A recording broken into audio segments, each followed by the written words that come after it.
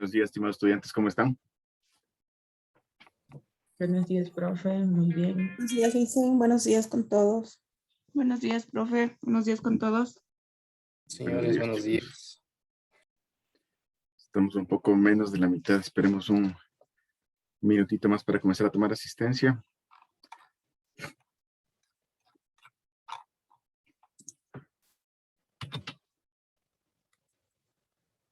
Buenos días, Magister. Lo que pasa es que a algunos compañeros se les ha ido la luz en los domicilios. En serio. Sí, Jorge Luis está conmigo en el grupo y me dice que no tiene luz, pero está conectado por llamada conmigo para que pueda escuchar por lo menos la clase y apenas llegue la luz, poderse conectar. Ok. Bueno, no creo que sean tantos casos tampoco, ¿no? Esperemos que no. Esperemos.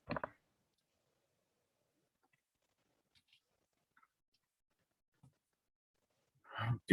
Bueno, entonces comencemos a tomar asistencia de una vez. Giselle Andrade.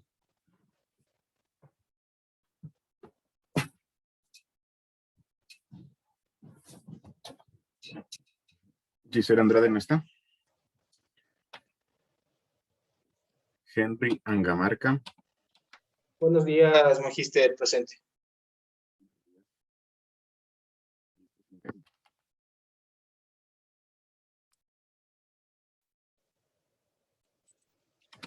Yadira Arrobo. Buenos días, Magister, presente. Buenos días.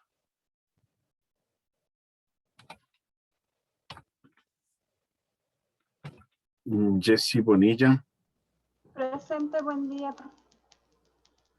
Buen día, Jessie. Me preocupa lo que me comenta porque es la hora que vamos a ver la parte más medular de la clase, así que bueno, espero que pueda atender por lo menos al ejercicio y los ejercicios que vamos a realizar. Recuerden que les había pedido para el día de hoy que tengan los perfiles de los cargos que ustedes desempeñen, ¿no? Gracias, sino que justo me pusieron a esa hora y tengo que estar ahí, pero sí voy a estar conectada desde el celular. Ok, ojalá pueda atender la clase por lo que es importante esos temas. Gracias. Marieta Cadena. Presente, licenciado. Buenos días. Buenos días.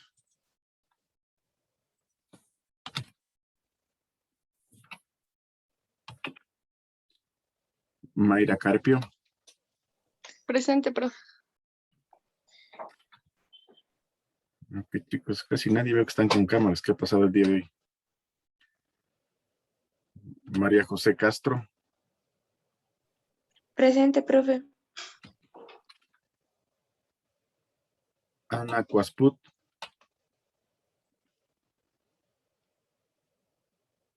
Emilia Díaz. Presente, Inge. Jennifer Fierro. Presente, Lice. Natalie Herrera. Presente, profe. Buenos días. Buenos días. Alexis Jara. Presente, profe. Gabriela Lara. Gabriela Lara no está. Carla Macías. Presente, profe. Buenos días. Esti Martínez. Buenos días, Magister. Presente. Buenos días.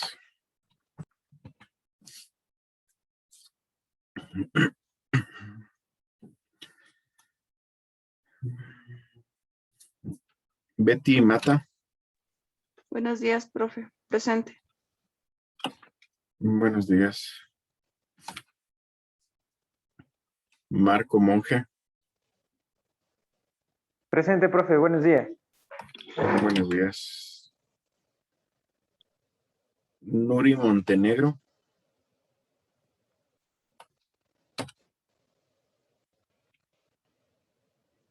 Eduardo Ordóñez.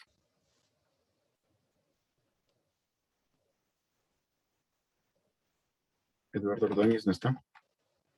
Luis Ortega. Presente, buenos días. Buenos días.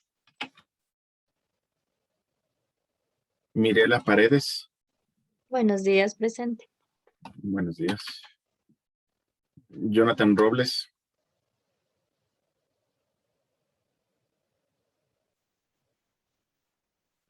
No está. Mayra Rodríguez. Buenos días, profe, presente. Buenos días. Joana Shunta. Buenos días, profe, presente. Buenos días. Carla Silva. Presente, profe. Carla Silva puede hablar de nuevo porque no le veo en pantalla. Estoy presente, profe.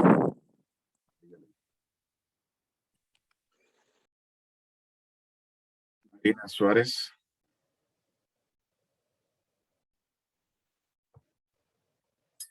Marina Suárez no está.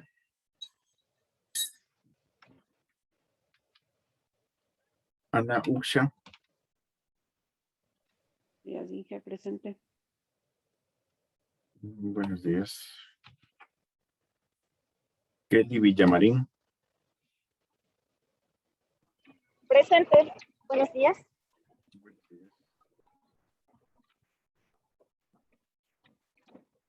Aló, buenos días. Karen, sí le escuché, Kelly. Karen Villarruel.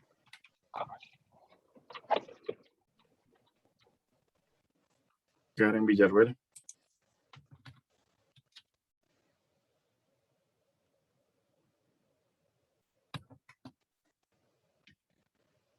Mariana, vamos con el otro curso. Mariana Albuja.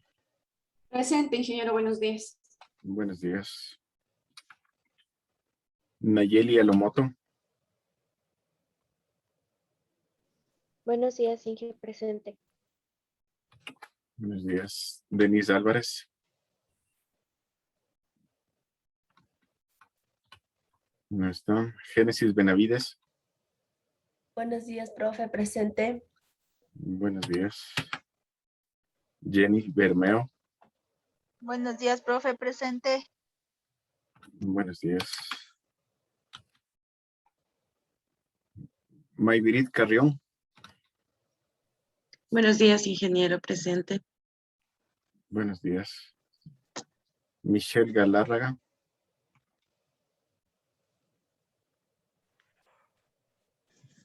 Michelle Galárraga no está. Rocío Gallardo. Inge, buenos días, presente. Inge, yo estoy con reposo médico todavía, por favor, por eso no enciendo mi cámara. Ok, Elizabeth, no hay problema. Gracias. Diana Ibadango. Buenos días, profe, presente. Buenos días. Michael Isa. Buenos días, profe, presente.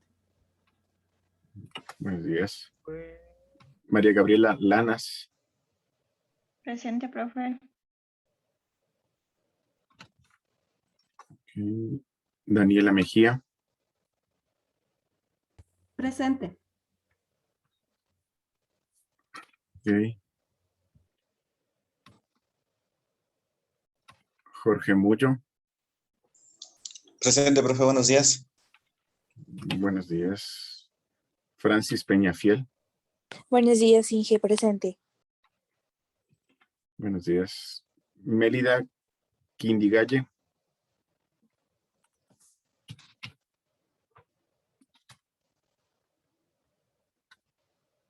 Mélida Quindigalle no está.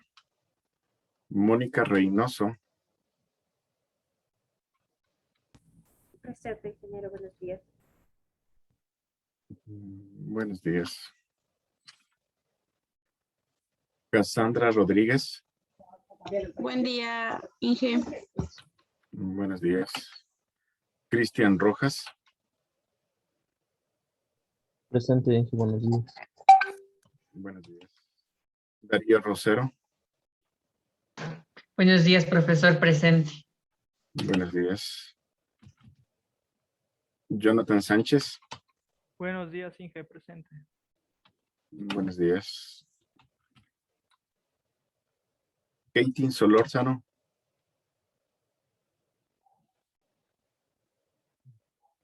Valentín Solórzano.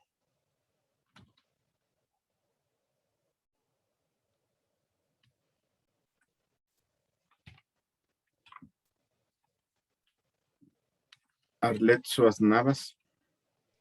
Buenos días, profe, presente. Buenos días. Anthony Vaca. Buenos días, profesor presente. Buenos días. Mayra Vargas. Ingeniero, buenos días, presente. Buenos días. Tania Yaguana. Buen día, profe, presente. Jordi Ayala. Buenos días, Inge. Presente. Buenos días. Verónica Ceballos. Buenos días, ingeniero presente. Buenos días. María Isabel Sabando. Buenos días, profe, presente. Buenos días. Angie Simbaña. Presente, buenos días. Buenos días. Jorge Luis Villacrés.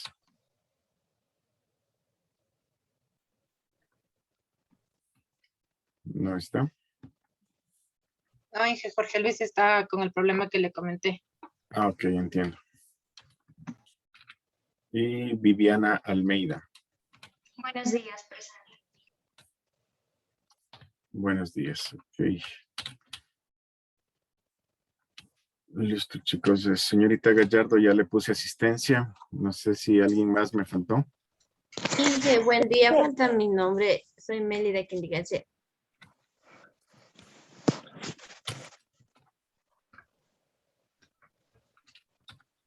Listo, ya le puse asistencia, Mélida. Buenos días, Inge. Karen Villarroel, por favor. De la Rega, buenos días, profesor. Sí, estaba solo que mi internet se entrecorta bien y no escuché mi nombre.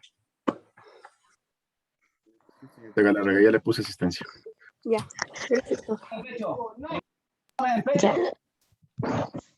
Inge, un favor, me comenta. Dígame. Me comenta Denise Álvarez que le informe, por favor, que ella ha pedido permiso y que ya está justificado con Vicky. No me ha comentado nada nuestra gestora. Bueno, yo transmito el mensaje ya. Please. Ok, dígale que me haga llegar una copia de eso para justificarle nada más. Gracias. Estimados estudiantes, vamos a continuar con la clase. La semana pasada habíamos revisado justamente estos temas de lo que tiene que ver con el diseño de cargos, lo que es el levantamiento de perfiles y toda esa información, y básicamente habíamos también dejado pendiente unas exposiciones referente a los subsistemas de talento humano. Recuerden que tienen que ser unas exposiciones muy sencillas de máximo 5 minutos, y vamos a comenzar con eso para partir ya con los temas que tenemos planificados para el día de hoy, que estaremos abordando aquellos temas de compensación de las personas, cómo determinar aquellas escalas salariales, cómo establecer remuneraciones para cada cargo. Entonces, partiendo ya de ese tema, vamos a ir viendo con los grupos. Vamos con el grupo 1 para que puedan presentar el tema que se les asignó, perdón. El grupo 1, que es de Andrade, Villamarín, Ibadango y Peñafiel. Por favor, compartan pantalla e inicien la presentación, chicos, lo más rápido que puedan. Muy buenos días, buenos días con todos, compañeros. Les pido mil disculpas. Yo les voy a exponer sobre análisis y descripción de puestos. Mis compañeras no sé si estarán ya conectadas, pero vamos a iniciar. Disculpen, les comparto mi celular porque estoy caminando a mi trabajo, pero va a ser muy breve. Así que ya les comparto un momento.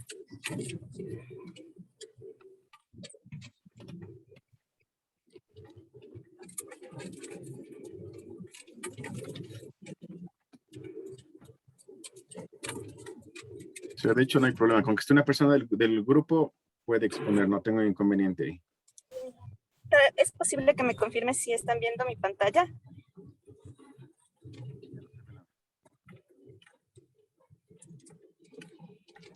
No, sé. todavía. Ya, muchas gracias, disculpen, es que no le puedo.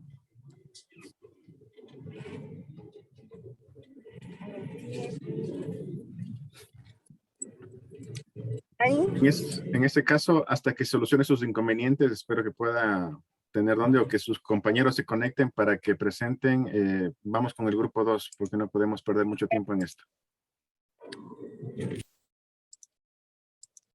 El grupo 2, que es de Angamarca, Bonilla, Fierro, Ordóñez, Paredes y Rodríguez. Okay, aunque ya se está viendo la pantalla, ya es cierto.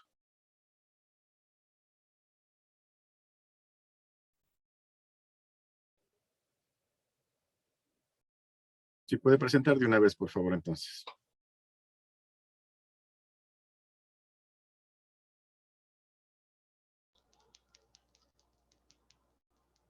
Buen día, a nosotros nos tocó lo que es el diseño de cargo. El diseño de cargo es la descripción de la actividad desempeñada. Para un análisis necesitamos determinar los conocimientos, las habilidades y destrezas para este puesto de trabajo que necesita la organización. La siguiente, Henry, por favor.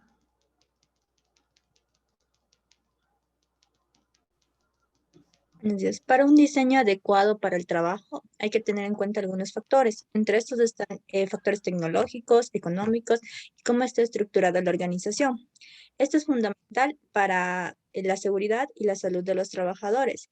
Depende de cómo nosotros diseñemos un cargo, tendrá efectos positivos o negativos en el trabajo y bienestar de las personas. Siguiente, Mayra. Ya.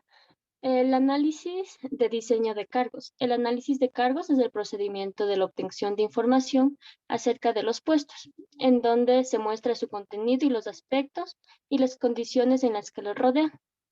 La descripción de cargo es un documento que recoge la información obtenida por medio de los análisis, quedando reflejada de este modo el contenido del puesto, así como las responsabilidades y deberes al mismo.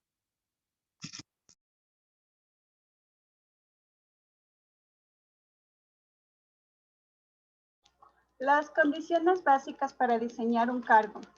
Hay que determinar las tareas o funciones del ocupante, cómo se debe desempeñar la tarea y la función del ocupante, a quién se le debe y a quién tiene que reportarse.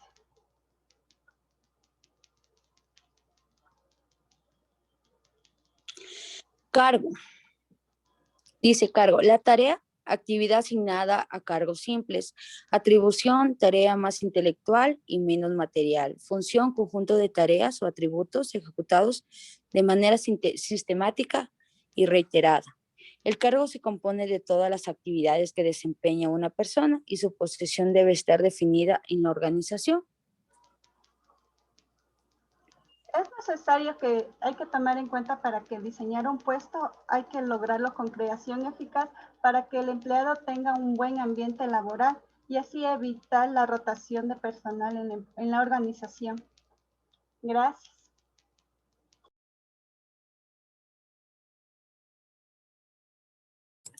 Ok, chicos, bueno, básicamente esto ya lo habíamos explicado un poco la semana pasada, no voy a ahondar más en este tema del diseño de cargos, entonces vamos con el grupo 2, por favor.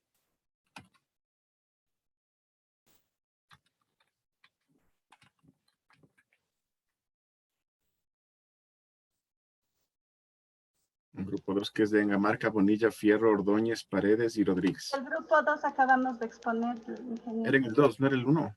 Es que el 1 todavía no estaba listo. Ok, entiendo.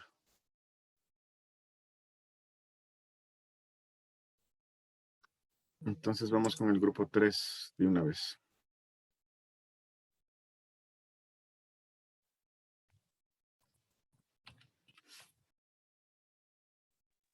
Buenos días, profe. A nosotros como grupo 3 nos tocó el reclutamiento. Mi compañera Yulani Macías va a exponer. Adicional a esto, por favor, Inge, no sé si me tomó en cuenta con la asistencia, como hablamos con dos compañeras a la vez, no sé si se le pasó. Mi nombre es Karen Villarruel. Déjeme revisar.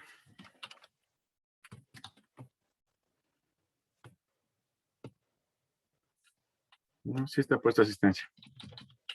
Muy amable, gracias. Doy paso a mi compañera. Buen día. Ok.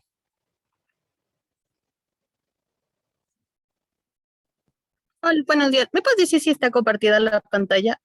Sí, se está compartiendo. Ya, muchas gracias, disculpe.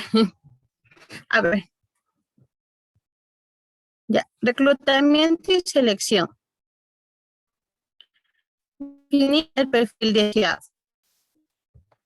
El especialista asegura que el proceso ideal de reclutamiento inicia con la definición del puesto a cubrir.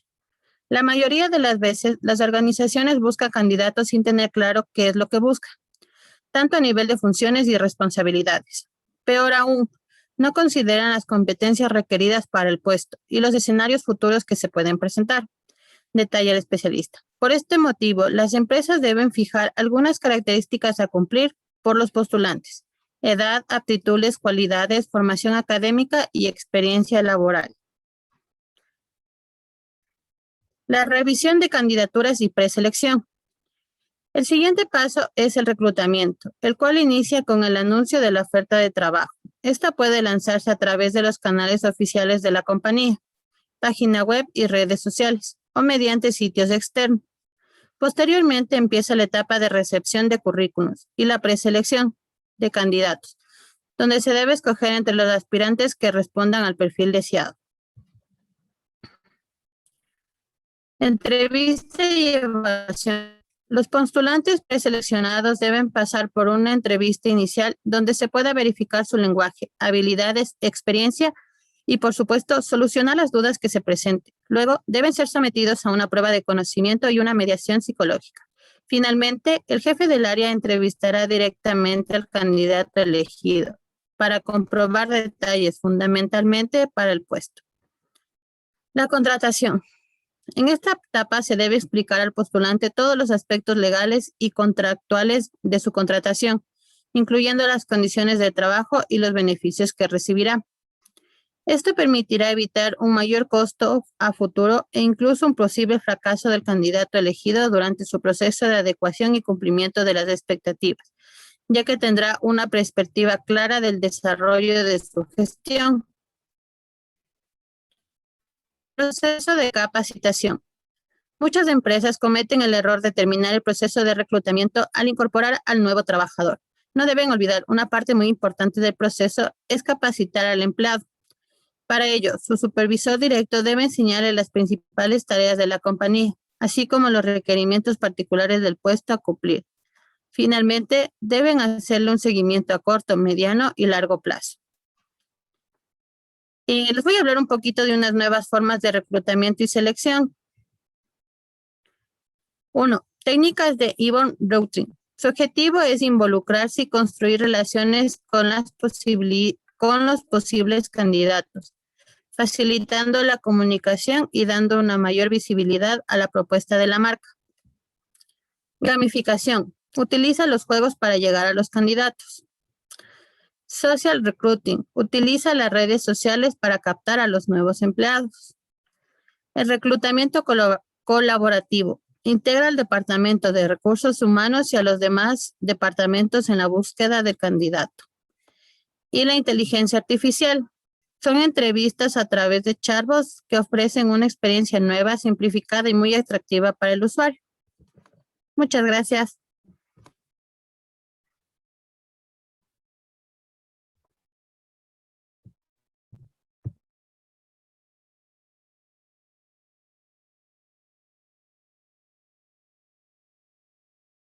Vamos con el grupo 4, chicos.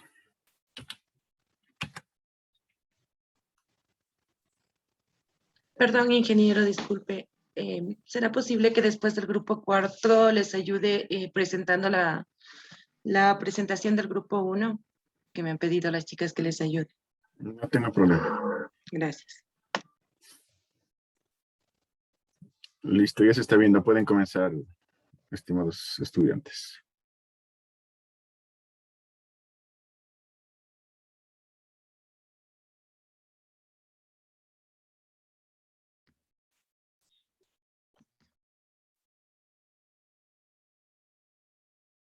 Nosotros vamos a hablar acerca de la contratación y de los servicios y contratación de candidatos.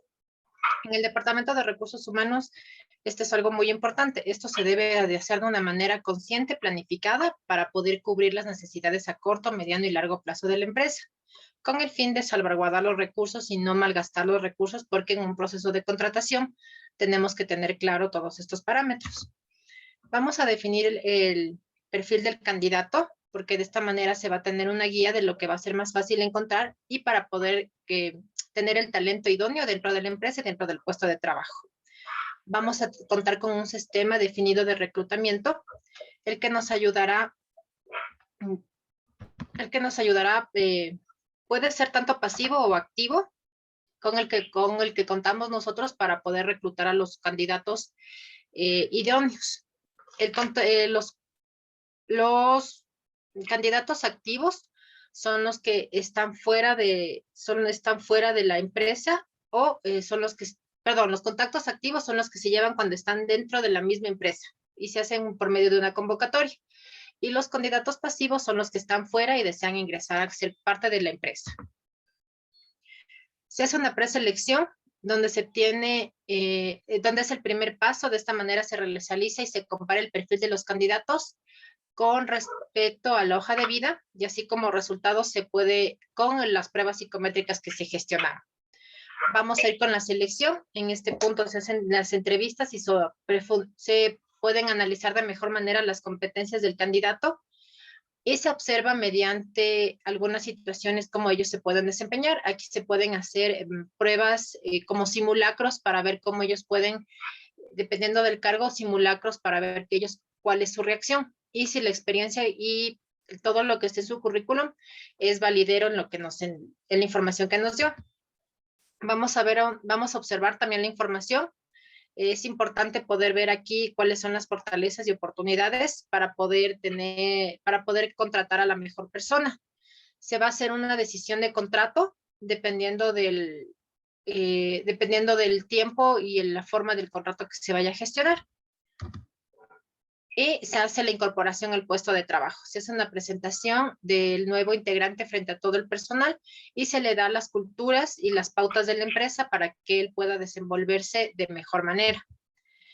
Los pasos de la contratación del personal son importantes, puesto que nos permiten tener una guía clara y certera de las acciones que debemos ejecutar y los factores que debemos de considerar para tomar una buena decisión. Con esto para poder nosotros tomar el mejor candidato y la mejor elección. Eso sería todo, compañeros y magíster.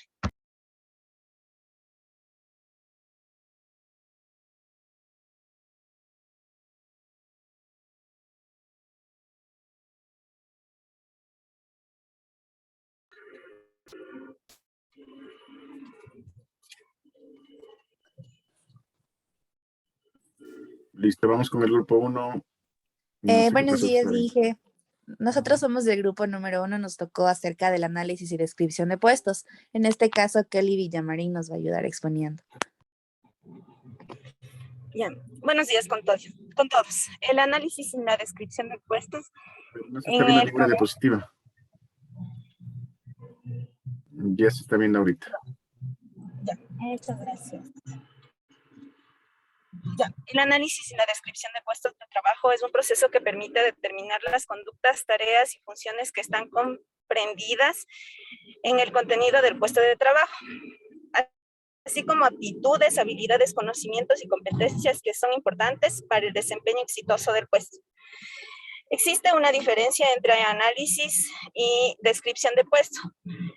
El análisis de puestos pretende estudiar y determinar los requisitos, responsabilidades y condiciones que el puesto exige para desempeñarlo adecuadamente.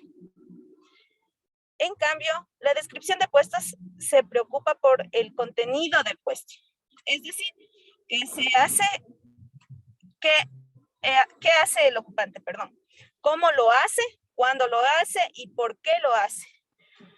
Plasmado en un escrito de tareas o atribuciones que conforman el puesto, imprimiéndole así su carácter distincional respecto a los demás puestos de la empresa. Por favor, nos vamos a Para acortar un poco esto, vamos al análisis del puesto y los datos que se reúnen en el análisis de puestos. Para acortarnos un poco, ya, la empresa puede enriquecerse con gran cantidad de datos que se obtienen en el proceso de análisis del puesto, como son los siguientes: actividades del trabajo, actividades y procesos del trabajo, registros de actividades, procesos utilizados, responsabilidad del personal, actividades orientadas al trabajo, comportamiento humano, como acciones físicas y comunicación en el trabajo. Ya, dentro del análisis de puesto existe un proceso para la obtención de esta información. Está compuesta por 6 pasos que son: asegurar para su éxito que el apoyo de la administración superior sea visible. Identificar los puestos que es necesario analizar. 3. Escoger los métodos que utilizará para la obtención de datos. 4. Reunir y organizar la información obtenida. 5. Revisar la información con los participantes. Y 6. Desarrollar una descripción y especificación del puesto.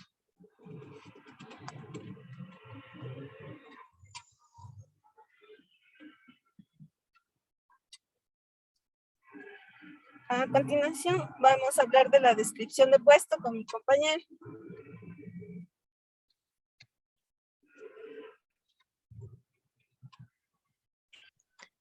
Buenos días, compañeros. Yo les voy a hablar un poquito más acerca de la descripción de puesto.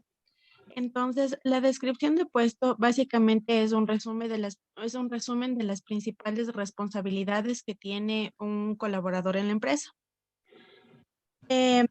Es un proceso que consiste en enumerar las tareas y las atribuciones que conforman un cargo y que lo diferencien de los demás cargos que existen en la empresa.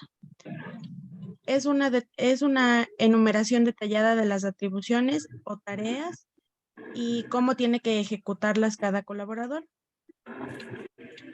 La descripción de los puestos se divide en una descripción genérica, una descripción y una descripción específica. La descripción genérica es explicar el conjunto de actividades de un puesto. Y la descripción específica es detallar las actividades del puesto, es decir, detallar cada una de las actividades y cómo tiene que ejecutarlas cada trabajador. Eso es básicamente la descripción de los puestos. Ok, ya les califico. Recuerden que esta parte era medular e importante para el ejercicio de hoy día, y les había comentado que por eso necesitábamos que tengan los perfiles de puestos, pero que eviten los perfiles del sector público porque son los que menos información proveen para nuestro ejercicio más adelante. Entonces, si alguien tiene un formato de perfil en el modelo del sector público, búsquese otro para que pueda funcionar mejor el ejercicio que haremos luego de ver este proceso de remuneración o compensaciones. Vamos con el grupo 5.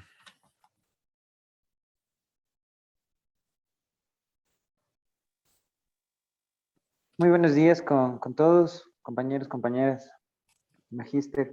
Nosotros vamos a hablarles sobre... ¿me confirman si se me escucha bien? Por favor. Sí se te escucha. Ok, gracias. Bueno, nosotros vamos a compartirles el tema de la inducción. Uno de los puntos igual de importantes que los anteriores que toparon los compañeros. Pero bueno, arranquemos por los pasos, ¿no? De manera general, ¿qué es lo que debería tener un buen proceso de inducción? Por favor, Alexis.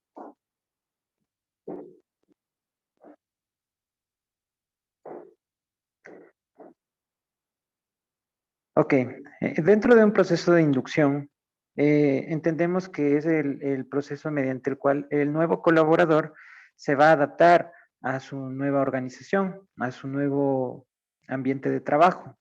Por lo tanto, lo importante dentro de esto es darle una cordial bienvenida, haciéndole como un tipo de presentación general de a dónde está entrando a trabajar. Entrega de material, claro, está también un recorrido por todas las áreas. Hay algunas empresas que, bueno, van a sus plantas originales donde se producen, especialmente las farmacéuticas, hacen un recorrido por toda la empresa para que puedan evidenciar y verificar cómo es que se produce cierto producto. También la asignación de un tutor. En este caso podemos hacerlo con un compañero de mayor experiencia o a su vez un programa de capacitación que normalmente podría durar hasta 30 días. Después de esto, pues tenemos la evaluación y por ende, pues un feedback al final. La importancia y qué es la inducción. Hablamos que es un proceso que realizan todas las organizaciones, que consiste básicamente en la orientación, ubicación y supervisión, claro, que se efectúa a los trabajadores de recién ingreso. ¿Con qué finalidad? Lograr una mejor adaptación a su nuevo puesto e integrar al personal para favorecer el sentido de pertenencia hacia la empresa. Esto se traduce en ¿qué? En un mejor desempeño por parte del nuevo colaborador y se corre un menor riesgo de que la persona deserte o haya una rotación de personal por no adaptación o porque no le gusta su puesto. ¿Cuál es la importancia? Como les mencionaba al inicio, pues es tan importante como los pasos anteriormente mencionados, ya que una buena inducción del personal puede determinar la rapidez con la que el nuevo empleado se acopla a la empresa y la velocidad de alcanzar su pleno potencial. Lo importante en esto es que disminuye las dudas de los nuevos colaboradores, facilitan el aprendizaje de las funciones a desempeñar. En un proceso de adaptación también reduce o evita errores y también proporciona toda la información necesaria para que el nuevo colaborador pueda adaptarse a su equipo y a todos los insumos que él va a tener a su cargo. ¿Cuál es el contenido de un programa de inducción adecuado? Como les mencionaba, pues el bienvenida, recorrido, hablarle de la empresa, eso es importantísimo, valores, misión, visión, una inducción general, cómo empezó, quiénes la integran, cuáles son los objetivos y metas de la empresa, qué tipo de empresa es, a qué se dedica. Y algo importante que están haciendo hoy en día las empresas es que el dueño, el presidente, el gerente general, bueno, los cargos superiores, pues están dando la bienvenida a todos los colaboradores por igual. Hablándoles de una experiencia, pues, personal, hay a una empresa que empieza a hacerles como que video por parte, o sea, totalmente personalizado al nuevo colaborador, desde el cargo más pequeño, digámoslo así, hasta el más alto. El gerente general o el presidente de la empresa pues ya les graba un video personalizado, así como tipo equipo de fútbol. Entonces es una presentación espectacular para todo el equipo de la empresa. Eso, compañeros, muchísimas gracias por su atención. ¿Y en qué farmacéutica trabajas tú? Mi laboratorio se llama Levens. Es un laboratorio homeopático. Ok, entiendo. Listo, gracias, interesante. Vamos con el grupo 6.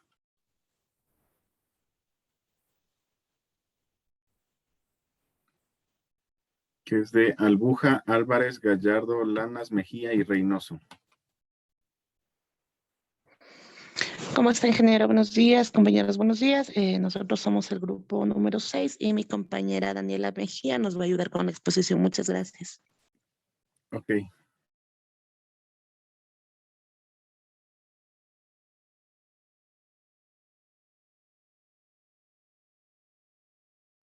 Ya, buenos días, compañeros. ¿Me pueden confirmar si se está viendo en la pantalla la...? Sí, se ve. Ya, muchas gracias. Bueno, les voy a hablar acerca de otra función que tiene el gestor de talento humano, que es la administración de sueldos y salarios. En lo que respecta a la administración de salarios, podemos definirla como que son técnicas que debe aplicar este gestor orientadas a satisfacer tanto las necesidades de la empresa como de los trabajadores.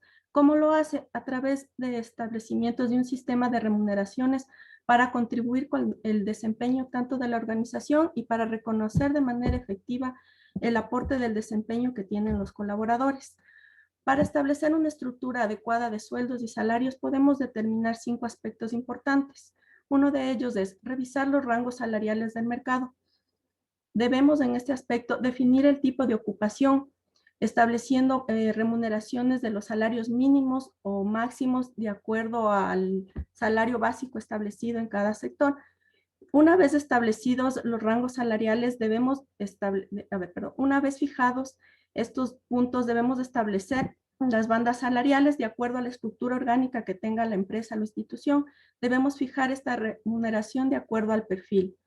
También tenemos que definir las funciones del puesto. Existen puestos que necesitan un sueldo mayor al establecido. En este aspecto en particular, se debe asignar una remuneración de acuerdo al grado que tenga de esfuerzo, habilidad, responsabilidad o conocimientos que requiere el puesto.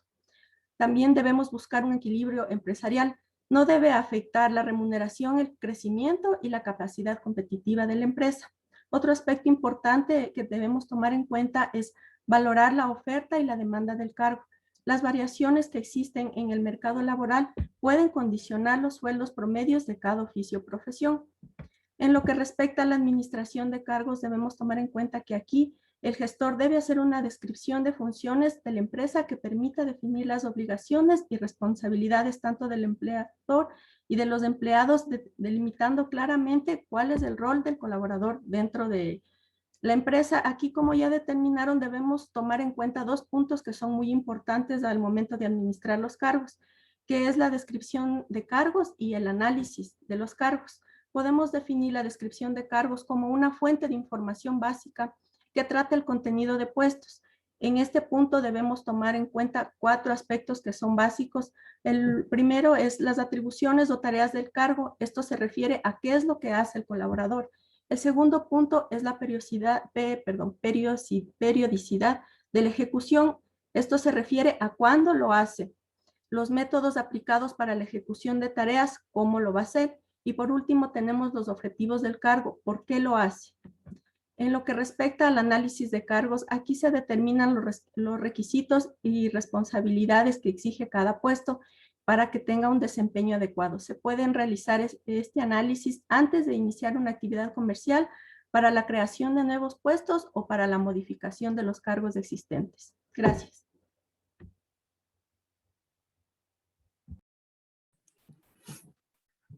Ok, chicos, gracias. Como les dije, este es un tema que justamente vamos a abordar en esta hora de clases y vamos a entender un poco cómo crear estas bandas.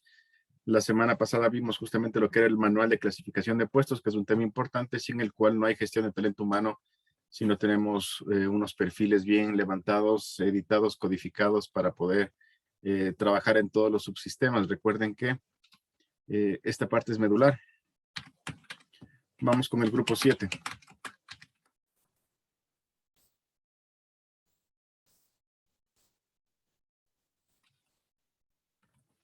Que es de Castro, Alomoto, Isa, Muyo, Quindigalle y Solórzano.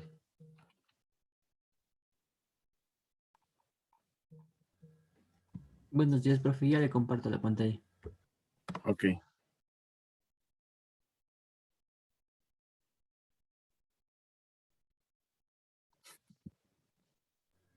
Listo, ya se está viendo. Pueden comenzar.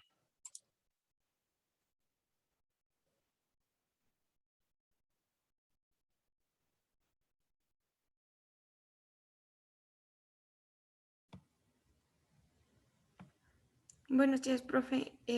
Yo voy a exponer.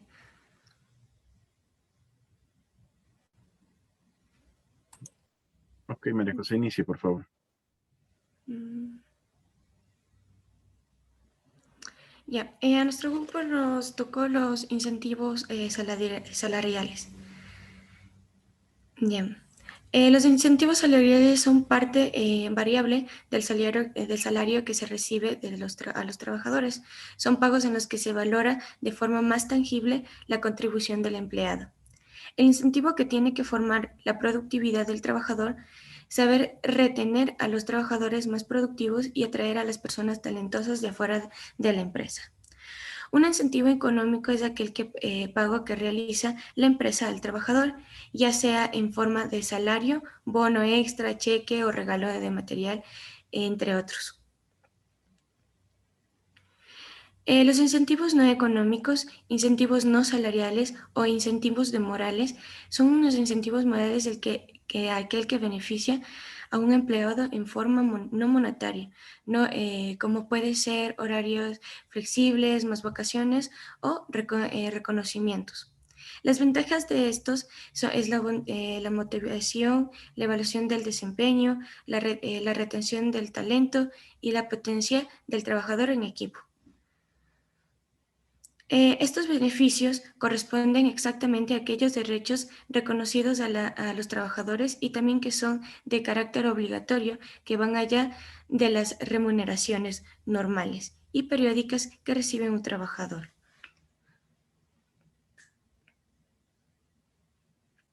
Asimismo, como primer punto en una empresa social está la satisfacción del trabajador. Le sigue el compromiso con el trabajador.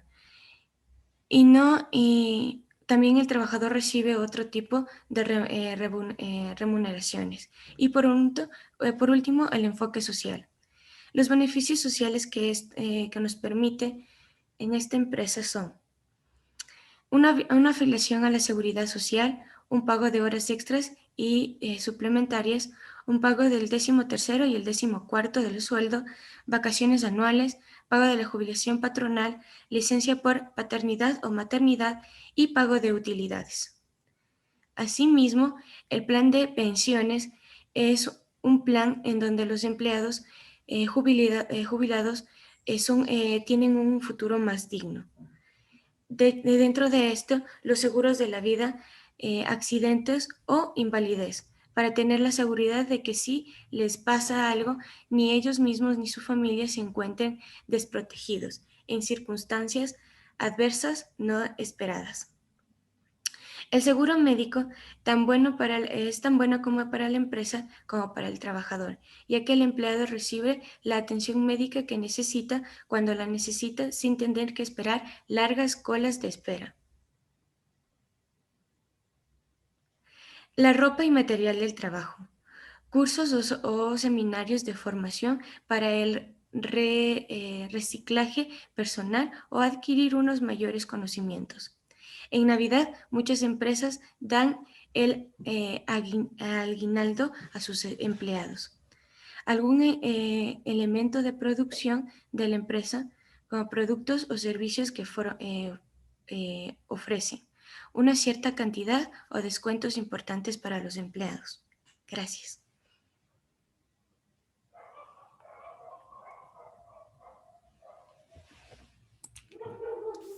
Ok, María José. Bueno, justamente eso también vamos a ampliar un poco en esta hora de clases. Vamos con el grupo 8.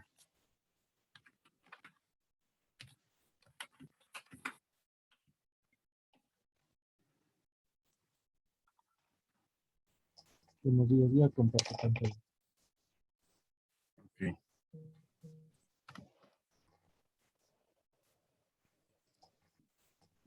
Listo, ya se está viendo. Pueden comenzar. Así que nosotros vamos a ver con respecto de los aquí vamos a indicar los indicadores, el tema de estos factores que son importantes, como son el específico que deben marcar unos puntos alcanzables y muchas veces de toda la problemática que quede claro que qué es lo que se va a medir, ¿no? El KPI son los indicadores claves del rendimiento que son fundamentales, que nos permiten evidenciar cómo está evaluando el rendimiento de los trabajadores. También otro factor es el medible. Una métrica siempre debe basarse en la cuantificación de los resultados y el otro factor es el alcanzable. No tiene sentido poner marcas o cuotas inalcanzables cuando medimos el proceso. No va a ser perfecto ni excesivamente difícil para alcanzar. El nivel que queremos con el KPI quizá es porque sea inalcanzable. El factor relevante, el KPI importante, es decisivo para un negocio o una tarea. ¿Qué es una evaluación de desempeño? Podemos decir claramente que es un instrumento por el cual el empleado cada cierto tiempo se le evalúa. Por lo general lo saben hacer cada 6 meses o cada año, dependiendo si es una empresa pública o privada. La intención es encontrar estrategias que ayuden a mejorar su rendimiento. Entre los beneficios de la evaluación de desempeño podemos decir que son claramente los objetivos de la empresa, son los que queremos medir. También proporcionar comentarios efectivos en un tiempo real, mejorar el rendimiento de la productividad, detectar las necesidades de formación y desarrollo. También aquí en la evaluación de desempeño podemos darnos cuenta en una materia específica en la cual está bajo rendimiento y de ahí trazar un proyecto para poder capacitarlo y desarrollar sus mayor competencias para el trabajador, ¿no? Los indicadores de evaluación de desempeño. Este tema va a ayudarnos mi compañero, por favor, Anthony. Continúa. Listo, buenos días. Los indicadores de la evaluación de desempeño son la autoevaluación, la evaluación de 360 grados, la verificación de comportamiento, gestión por objetivos, indicador de incidentes críticos y la valoración psicológicas. La autoevaluación requiere que un empleado juzgue su propio desempeño contra criterios predeterminados. La evaluación de 360 grados incluye comentarios de los empleados, pero también de los compañeros, subordinados directos e incluso supervisores. La verificación de comportamiento. Esta se basa en una lista de criterios de comportamiento que se espera que cumplan los trabajadores. La gestión por objetivos. Este es un enfoque más moderno. Las revisiones... ya, gracias. Se está cambiando la diapositiva. Listo. Este es un enfoque más moderno para las revisiones de desempeño porque integran a los empleados procesos de establecimiento de metas. ¿Ya? La de incidentes críticos básicamente permite que los gerentes generen comentarios más globales sobre un empleado. Y la de valoraciones psicológicas, que es un indicador particularmente bastante útil actualmente para determinar el potencial oculto de los empleados, porque se enfoca en evaluar los desempeños futuros. La siguiente diapositiva. Aquí les podemos demostrar cuál es este formulario, el típico que se lo utiliza para las evaluaciones de desempeño, donde se detalla claramente los nombres y apellidos de la persona que se le va a evaluar, la denominación del puesto, el título o profesión que tenga el trabajador y los apellidos y nombres del jefe inmediato, que es quien evalúa al trabajador. Aquí tenemos que tomar en cuenta algunos aspectos importantes de la evaluación, como es la descripción de las actividades, los indicadores. Esto tenemos que identificar claramente los indicadores, qué es lo que vamos a medir, la meta. Aquí tenemos que poner los valores numéricos de la meta que debemos alcanzar. En base a esto se establece los valores de tareas cumplidas y en base a esto nos refleja claramente el porcentaje de cumplimiento de cada actividad del puesto, ¿no?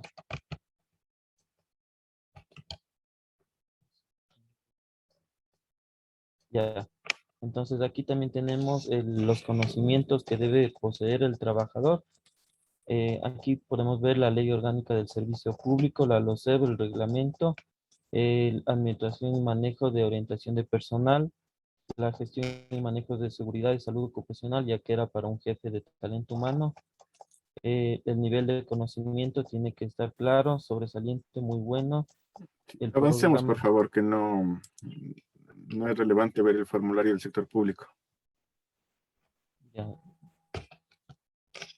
Aquí estaban las competencias, esto también que es importante para la evaluación, ¿no? Ya. Aquí la interpretación de los resultados. El personal de talento humano o el jefe inmediato tiene que saber interpretar los resultados y en base a esto trabajar para un programa de capacitación o desarrollo.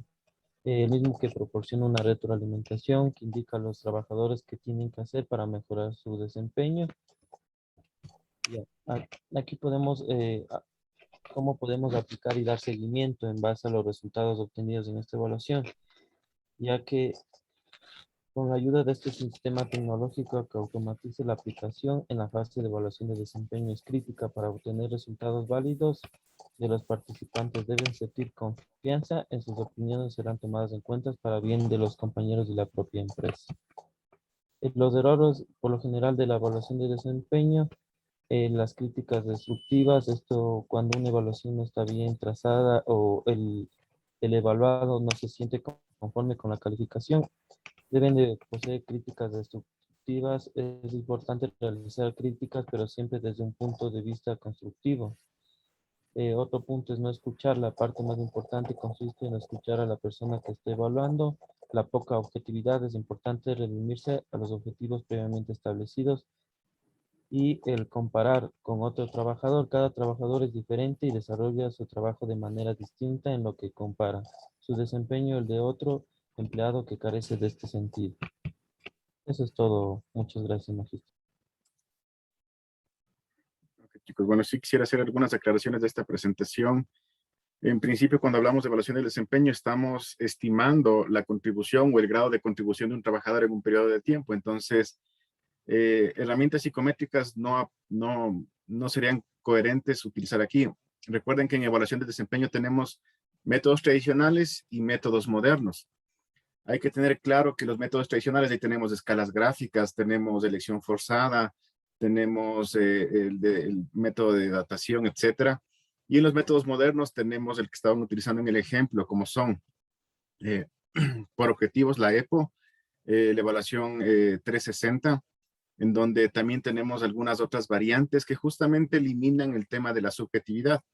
Entonces, por ahí habría que enfocar este tema. Obviamente, yo sé que no han visto la materia de evaluación del desempeño aún, pero sí quería hacer esta pequeña aclaración nada más. Vamos con el siguiente grupo, chicos. Buenos días con todos. Nosotros somos el grupo 9. Mi compañero Jonathan va a compartir la pantalla y Darío nos va a ayudar con la exposición. Muchas gracias. Muy buenos días con todos. Nuestro grupo es el número 9 y nos ha tocado sobre la comunicación con los empleados. Por favor, Jonathan. Las funciones de gestión de talento humano. Como funciones de gestión de talento humano. Es conquistar y mantener personas dentro de la organización que trabajen dentro de su máximo potencial con actitud positiva, logrando los objetivos y metas de una organización. Retener e identificar a candidatos para formar equipos de alto rendimiento. Detectar y satisfacer las necesidades y motivaciones que tienen los colaboradores. Ubicar al individuo en una posición donde sus habilidades sean desarrolladas de manera óptima. Por favor. ¿Qué es la comunicación interna? La comunicación es el intercambio de la información entre el empleado y el empleador en una sola dirección. De esta manera obtendremos el éxito de las empresas o organizaciones.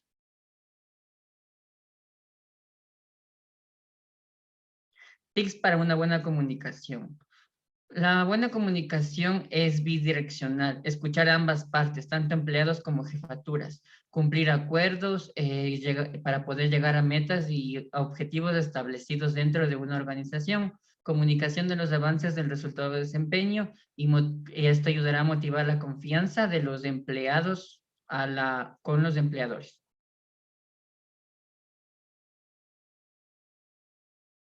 Formas para mejorar la comunicación. Como consejo se puede decir que las necesidades de un empleado y la satisfacción se obtiene con sus niveles de compromiso. También podemos decir que la eficacia facilita la comunicación y el compromiso de los empleados con claridad. El beneficio aumenta el compromiso, fomenta la consistencia en el trabajo, impulsa la retroalimentación y mejora continua.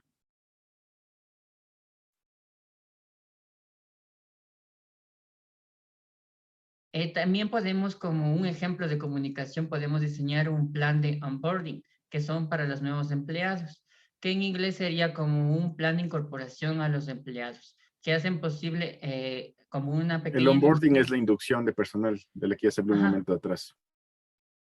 Eso mismo estaba. Es la inducción donde los empleados lo que le vamos a decir a los empleados en el momento de ingresar a una organización. A través de un plan de incorporación bien diseñado, los nuevos empleados se sentirán cómodos desde el primer día, reducirán sus incertidumbres e inseguridad en su nuevo trabajo, además completarán su trabajo de manera más eficiente. Gracias.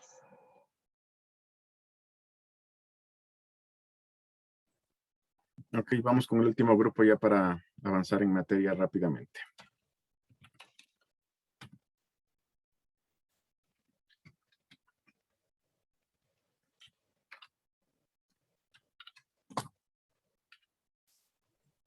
Buenos días. ¿Me logran tal vez escuchar? ¿Se logra divisar? Sí se lo escucha y sí se está viendo. Ya, perfecto. Muy buenos días, ingeniero, compañeros. Nosotros vamos a hablar sobre la capacitación y desarrollo personal.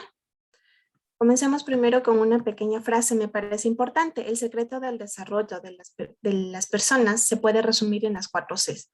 Curiosidad, confianza, coraje y constancia. La capacitación y desarrollo personal es toda actividad realizada en una organización, respondiendo a sus necesidades que busca mejorar la actitud, conocimiento, habilidades o conducta de su personal. Capacitar implica proporcionarle al trabajador las habilidades y conocimientos. Esto con el objetivo de hacerlo más apto y diestro en la ejecución de su propio trabajo. La capacitación es una herramienta fundamental para la administración de talento humano. Ofrece mejorar la eficiencia del trabajo. Capacitación ligada a talento humano. En el área de talento humano es la encargada de planear la capacitación de la mejor manera y adecuarla a cada área que se va a desarrollar. Para una correcta capacitación, debemos más bien tener temas acordes al área a capacitar, expositores que conozcan sobre el tema, la información precisa y que aporte al personal capacitado y también dar unas charlas didácticas. Desarrollo personal. En este apartado es importante indicar que el trabajador comience a descubrir su propia identidad para conocer los talentos. Estos cambios serán los indicadores para poderlos aplicarlos en el área. Para poder obtener el desarrollo personal hay que definir el hasta dónde se aspira a llegar. Después de definir los objetivos, hay que desarrollar los atributos que se desean obtener. Entonces, tenemos como algunos beneficios expuestos, entre ellos vamos a mencionar el sentir mayor motivación, lograr establecer objetivos específicos y conocerse a uno mismo para poder encontrar un balance. Gracias.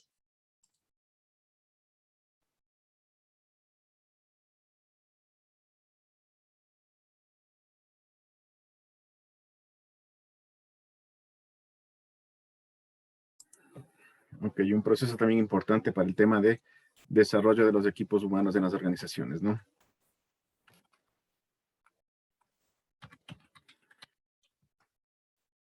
Listo, chicos. Entonces, como habíamos comentado, vamos a continuar con los procesos vamos a analizar, mejor dicho, esta parte inicial del proceso de compensación. Así que voy a compartir ya la pantalla. Y vamos a ver las bases iniciales de lo que son las compensaciones organizacionales.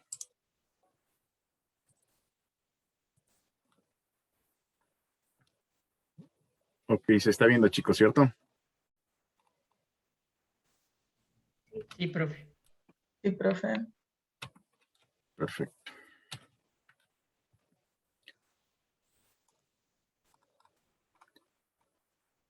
Ok, recordemos que en las organizaciones, o mejor dicho, nadie trabaja gratis, ¿o sí? ¿Alguien de ustedes trabaja ad honorem?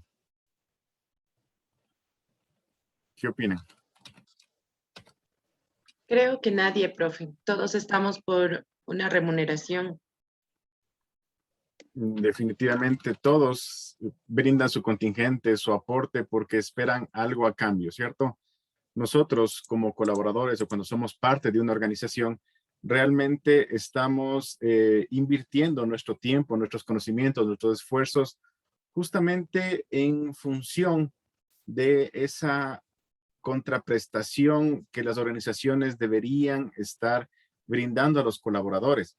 Obviamente nosotros cuando nos esforzamos esperamos algún retorno significativo por aquel esfuerzo que nos estamos dedicando. Esto quiere decir que cuando nosotros dedicamos nuestro tiempo al trabajo organizacional, tenemos una perspectiva de que eso será compensado o retribuido en la medida en que nosotros nos estamos esforzando para la organización. O sea, esto quiere decir que cuanto más nosotros nos esforcemos, tendríamos la tendencia a esperar que esa compensación sea recíproca. Y es por eso que es importante en las organizaciones el ir estableciendo, el ir proyectando sistemas de recompensas que sean capaces de aumentar ese compromiso organizacional. Recuerden que las organizaciones ya no solo miden clima, ya no solo miden cultura, estamos viendo que muchas organizaciones miden el engagement, el compromiso organizacional, otras están midiendo el happiness at work, lo que son lo que es la felicidad, el nivel de felicidad en el trabajo. O sea, los indicadores tradicionales que teníamos antes de clima y cultura están dando paso ya a este otro tipo de indicadores, ya más o menos desde el 2011 se comenzó a hablar ya de compromiso más que de clima. Y esto implica que quienes conocen el tema de la teoría de sistemas saben lo que implica ese fenómeno sinérgico entre las organizaciones y personas, y que en este sentido pues tenemos que ir viendo cómo las organizaciones tienen que empezar a capitalizar, a distribuir, a redistribuir todo este presupuesto organizacional. De hecho, creo que había personas de aquí que trabajaban en talento humano, ¿cierto? ¿Me recuerdan? Sí, Inge. Ok, perfecto. ¿Tiene usted idea, Eli, de cuánto representa de todo el presupuesto de su organización? ¿Cuánto representa la parte de remuneraciones dentro del costo de la organización? En porcentaje no, Inge, pero de sueldos y salarios llegamos casi a los $100,000. Entiendo. Pero ¿y cuánto sería de esos, me invento? Mensualmente yo tengo en costos alrededor de $200,000 y 100,000 se me van en trabajadores. ¿Tiene alguna idea de esa relación? No, Inge, no. Ok, generalmente en las organizaciones, y bueno, yo como he sido director de talento humano en muchas instituciones y principalmente en empresas donde hemos pedido más, en empresas de producción, perdón, esa era en empresas de manufactura donde se mide muchísimo la parte operativa de costos. Y en esos casos han llegado hasta casi el 80% del presupuesto total de la organización, el pago de remuneraciones. Esto quiere decir que nosotros lo que utilizaríamos para pagar proveedores, materias primas, mantenimientos, todo lo que tenga que ver con servicios de la institución o de la organización, representan apenas un 20% de nuestros costos. Y el mayor peso está en la parte de salarios. De hecho, eso es uno de los problemas que hoy por hoy al Ecuador le mantienen en esta falta de competitividad, porque producir en el Ecuador es bastante costoso, dado toda la camisa de fuerza que manejamos en el Código de Trabajo.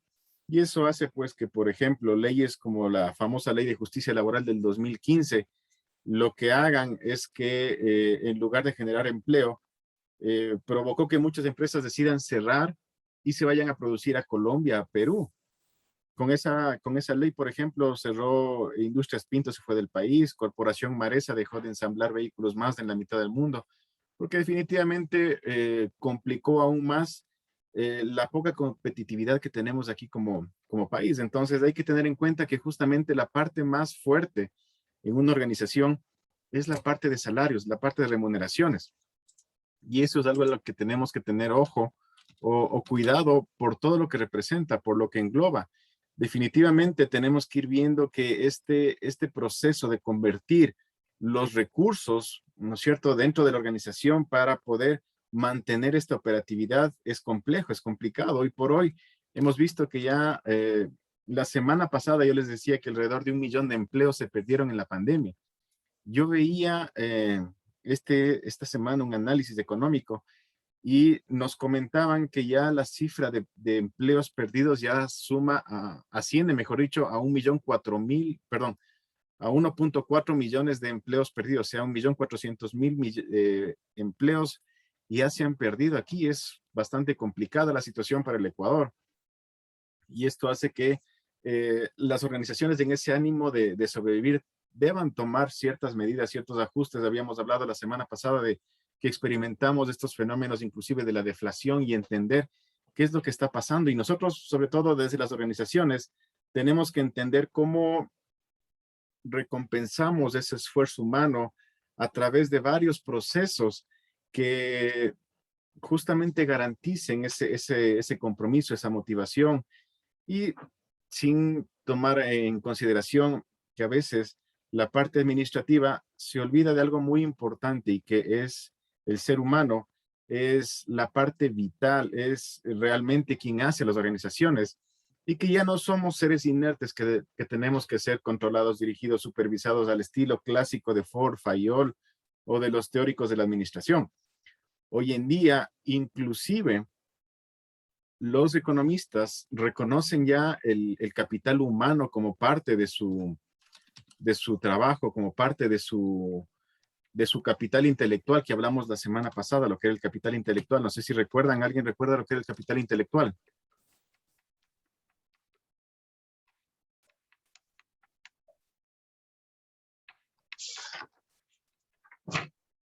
¿Qué opinan, chicos? ¿Recuerdan o no? Los empleados, los trabajadores de la... Sí, pero ¿quiénes eran el capital intelectual? Porque no todos éramos. Todos podemos ser el capital humano, pero capital intelectual, ¿quiénes llegarán a ser?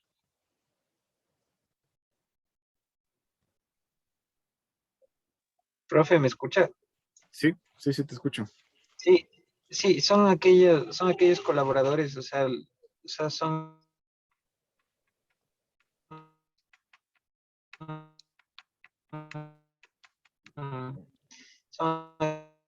aquellos líderes de cada área que pueden llegar o sea, ser un diferencial dentro de todos los colaboradores. Ok, Kelly Villamarín, dígame. Son las personas que proveen conocimiento, destrezas y habilidades y están dentro de las personas que están en la toma de decisiones dentro de la organización. Ok, bueno, lo de la toma de decisiones no es necesariamente, ¿no? Pero sí, por No, ahí es la pero idea que... aportan a la empresa con más cosas como habilidades, destrezas. Cristian Rojas, dígame.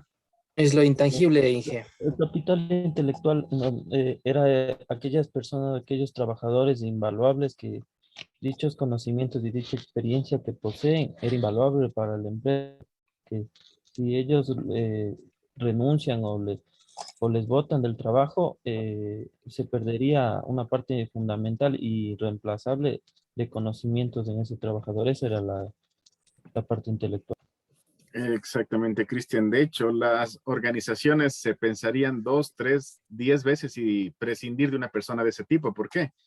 Porque es la persona que realmente está aportando a la organización, que está generando productos, propuestas, desarrollo, conoce fórmulas, patentes. Entonces, eso no es reemplazable como una secretaria, por ejemplo, que no por hacer de menos el cargo, pero ya expliqué eso en la clase anterior, definitivamente no es reemplazable. No son personas reemplazables, son personas que conocen muy bien el giro de negocio y que definitivamente el prescindir de esas personas me traería serios problemas. Dígame, Kelly, otra vez levantó la mano, tal vez. Sí, quería preguntar si son eso de lo que hablaba de los activadores inteligentes. Bueno, en eso sí podemos hablar de que son, o sea, que corresponde prácticamente a todo el capital humano, porque todos nosotros, en cierto punto, arrancamos, iniciamos los procesos, generamos la dinámica de la organización, atendemos a los clientes, producimos. Entonces, eso sí es un término más general, porque estamos trabajando con personas, con seres humanos, y en ese punto, pues todos somos activadores inteligentes, pero no todos somos capital intelectual. Una cosa es ser el equipo, el talento humano de una empresa, y otra cosa es llegar a ser el capital intelectual. Recuerden que es algo intangible que hoy por hoy las organizaciones están intentando medir, más allá de pensar en activos, ¿no es cierto? Porque si pensamos, por ejemplo, ¿cuánto puede costar la empresa General Motors? ¿Qué me dicen ustedes? ¿Cuánto creen que valga esa empresa? Si yo quisiera hoy día comprar General Motors, que es la dueña de la marca Chevrolet, Opel y otras marcas más. ¿Cuánto costaría? Recuerden que esta empresa tiene plantas de producción. Aquí en Quito tiene una ensambladora en el norte, donde yo trabajé algún tiempo. Tienen ensambladoras en Brasil, en Argentina. La de Venezuela fue expropiada por ese bendito modelo que tienen allá en Venezuela, así que esa planta ya no existe. Tienen plantas en México, en China, en Estados Unidos, sobre todo en Detroit, donde está la matriz. En Florida también tienen un centro de operaciones. Pensamos solo en infraestructura, edificios, vehículos, debe tener millones en activos, ¿no es cierto? Pero en general, ¿cuánto creen que valga General Motors? Por todo lo que tiene.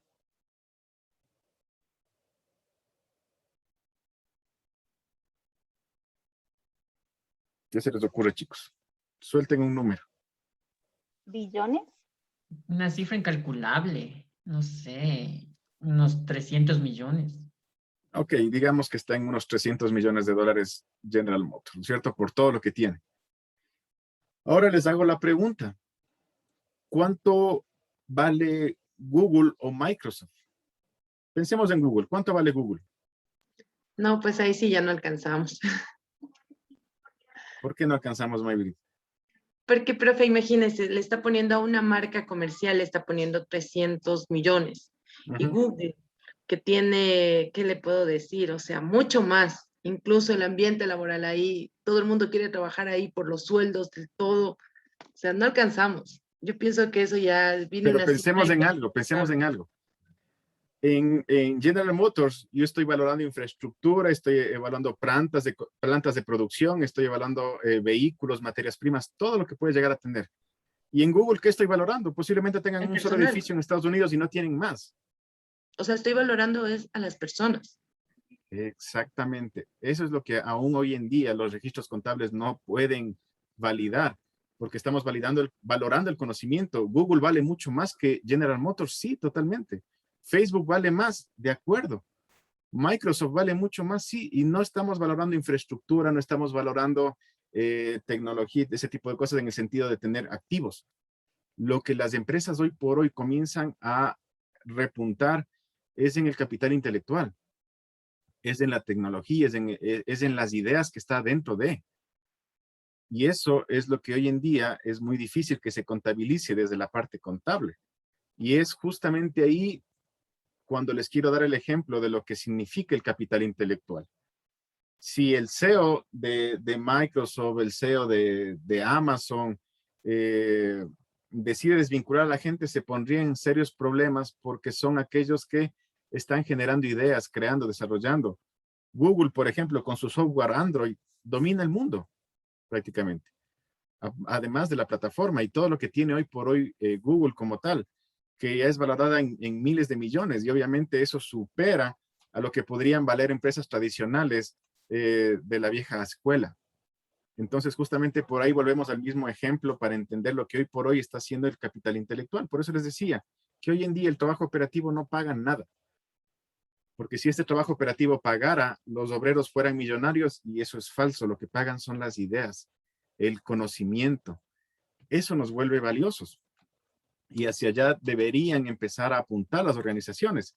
Porque recordemos que esta parte de la remuneración como tal tiene varios componentes. Tiene por lo menos 3 componentes, que es lo que estamos viendo en pantalla. Hablamos de una remuneración básica, hablamos de incentivos y también hablamos de prestaciones. Algunos compañeros en sus exposiciones lo comenzaron a enunciar y definitivamente es correcto. O sea, esas son las formas de componer los salarios que la mayoría de organizaciones están estableciendo. Este salario que viene a ser el valor monetario que recibe una persona a cambio de sus servicios, a cambio de un periodo de tiempo para el que se pone a órdenes de un empleador. Principalmente nosotros lo que utilizamos dentro de nuestro esquema y cuando firmamos un contrato es el componente base sobre el cual va a versar nuestro pago. Pero no es el único. Recuerden que las organizaciones establecen complementos adicionales que permitan justamente remunerar. Y en ese sentido también podemos ver incentivos, ¿no es cierto? Como bonificaciones, participación en resultados, donde ya vamos a ir entendiendo un poquito mejor este apartado, pero por ejemplo, hay cargos en los que la parte de los incentivos realmente es lo que vale la pena respecto de las remuneraciones. El claro ejemplo de un vendedor. Generalmente a un vendedor se le puede estar contratando con el sueldo base, pero eso no es lo que le interesa a un vendedor. ¿Qué es lo que le interesaría a un vendedor? Las comisiones. Correcto, que es lo que correspondería a los incentivos salariales. Que mientras más venda, el sueldo se lo va, o mejor dicho, se puede disparar 5 o 6 veces. Yo hace algún tiempo cuando trabajaba en la automotriz, yo fui jefe de talento humano de Kia Motors aquí en Ecuador. Les hablo hace casi 10 años, un poco más de 10 años atrás. En ese tiempo me acuerdo que los vendedores trabajaban y siempre se les contrataba con el básico. Pero en ese tiempo mi invento, el básico, estaría cerca de los 290 o algo así. Hablamos de hace ya 11 años más o menos. Pero, pese a tener ellos ese básico, bastaba con que tengan una venta de por lo menos mínimo unos 10 autos que sí vendían y mucho más. Y ellos ya ganaban más de $2,500 mensuales y estamos hablando de hace más de 11 años, ¿no? Entonces a los vendedores el sueldo básico era de risa, simplemente no les interesaba porque tenían toda la parte de comisiones, que era lo importante para ellos. Y no solo eso, que a veces recibían también bonificaciones si vendían un seguro con alguna X compañía, o si el financiamiento era con tal otra compañía, recibían adicionales que a veces llegaban a bordear $3,000 mensuales de ingresos. Entonces, realmente a un asesor comercial lo importante era la parte del incentivo salarial más que de la remuneración básica, sin contar con las prestaciones que también las organizaciones otorgan, que si bien es cierto, no lo percibimos en dinero, pero sí lo percibimos en ahorros cuando, por ejemplo, un seguro médico me evita una gran cantidad de pagos, o el tener la alimentación también me ayuda a compensar todos aquellos gastos que yo podría hablar. Si pensamos en alimentación, que tal vez yo no lo recibo en dinero, pero ¿cuánto creen que me ahorra al mes si una empresa me da la alimentación? Lo que costarían los almuerzos diarios, o sea, multiplicar los almuerzos diarios por los días que labora, sería unos $3 por los 20 días. ¿Y cuánto me sale ahí? 20 por 3, $120. No. No creo que salga $120. 60. 60 dólares. Dari. Serían $60. Almuerzo y merienda, dice, perdón. Seguramente le hiciste doble jornada. Está bien, sí, hoy día nos hemos acostumbrado mucho a utilizar las calculadoras, pero sí, el valor con lo que tú decías era 60. Si ponías 250, era $50 al mes, que de todas formas sería un ahorro, ¿no? Si bien es cierto, no estaríamos recibiendo el dinero, pero ese costo que la empresa está asumiendo me hace a mí ahorrar. Y es por eso que tenemos que también analizar las prestaciones que recibimos en las organizaciones para poder valorar. Cuando tomemos una decisión de cambiarnos de empleo, si queremos irnos a otra empresa a trabajar, tenemos que analizar bien exactamente cuáles son todas las remuneraciones básicas, si tenemos incentivos y prestaciones para tomar una decisión adecuada. Justamente yo, tal vez por $100 me cambio de trabajo y a la larga estoy dejando zapatos para coger chancletas. No sé si me hago entender. La idea es que analicemos justamente todos aquellos elementos que me permitan tomar una decisión adecuada, inclusive validar el tema del ambiente laboral a donde vaya a ir, porque definitivamente $100 no van a valer la pena mi paz, mi tranquilidad, para ir a un ambiente que no valga la pena. No sé si me entienden. Entonces, tenemos que tener en cuenta muchos factores antes de tomar decisiones de esa índole, de ese tipo, para poder entender qué mismo deberíamos realizar. Entonces, este grupo, este proceso de compensas organizacionales, tienen elementos que son financieros y no financieros, o sea, monetarios y no monetarios. Tenemos que ver cuáles son aquellos que los recibimos de forma directa, cuáles son aquellas indirectas que también se conoce como el salario emocional. Eso supongo que se han de haber visto en alguna materia, ¿cierto? El salario emocional. ¿Han escuchado ese concepto? El salario que viene del aplauso y la gratificación, más no del dinero. No solo de aplauso y gratificación, hay algunos conceptos que se ligan al salario emocional. Por ejemplo, temas de compensaciones, días adicionales de vacaciones, el tema del ambiente, el tema de festejar a veces a los colaboradores. O sea, hay otros procesos que se manejan como parte del salario emocional y que derivan en generar un mejor ambiente de trabajo, en mejorar la calidad de vida. Recuerden que habíamos hablado aquí uno de los aspectos de la gestión humana. Justamente uno de los objetivos era mejorar la calidad de vida en el trabajo y en las organizaciones. Y esto se traduce en entender qué estrategias la organización puede adoptar para mejorar estos procesos. Recuerden en la historia, más o menos a inicios de finales de los 80s, inicios de los 90s, cuando la persona que desarrolló esta primera medición de clima laboral se dio cuenta que justamente habían problemas que se estaban viviendo porque él veía que su padre venía mal genio del trabajo, que sus tíos venían mal genios del trabajo, que sus amigos se quejaban del trabajo. Y él comenzó a preguntarse y decir, bueno, ¿qué es lo que está pasando? ¿Por qué algo que debería ser bueno genera esa sensación de malestar y él desarrolló lo que hoy conocemos como el Great Place to Work, que es de donde partió en principio estos procesos de medición de ambiente laboral y el por qué atribuimos condiciones atmosféricas para intentar explicar o interpretar lo que están viviendo las personas en un sitio de trabajo. Y de ahí parte también más adelante este tema, estos procesos, ¿no? De compensaciones como salario emocional y más a la fecha, como les decía, que estamos midiendo ya compromiso, medimos la felicidad en el trabajo, el happiness at work, y hay procesos que se van sumando, porque ya hemos entendido que dejamos esa visión arcaica de entender que la persona es un recurso más que tiene que ser administrado, dirigido, planeado, supervisado, y entendemos que las personas tienen su talento, tienen sus competencias, tienen el potencial y que pueden brindar algo más a la organización, que los procesos modernos de selección de personal están buscando incrementar el portafolio de competencias organizacionales, que esta gestión justamente de competencias tiene un énfasis en generar el mejor desempeño organizacional. Yo la semana pasada en la explicación de las competencias laborales les había dicho que justamente el utilizar las competencias es para garantizar el desempeño excepcional. Caso contrario, no tiene sentido hablar de competencias si no voy a lograr ese aspecto. No es solo por poner en un perfil. Cuando vimos la semana pasada y les mostré el ejemplo de un perfil de puestos, ¿no es cierto? Entendíamos por qué lo ponemos y por qué la gestión por competencias es diferente a la gestión tradicional. En dónde radica el éxito. Y obviamente todo va de la mano, todo se va ligando. Como ven ustedes, esto tiene que asociarse a todo este proceso de compensaciones que reciben las personas directa e indirectamente. E inclusive que generan motivación, que generan compromisos, porque si yo veo que una organización me da la oportunidad de hacer un plan carrera, yo me comprometo porque veo posibilidades de crecimiento en el corto, mediano o largo plazo. Obviamente, esto es imposible, por ejemplo, en el sector público, porque en el sector público está prohibido el plan carrera por ley. No se puede. No hay forma de promoción ahí.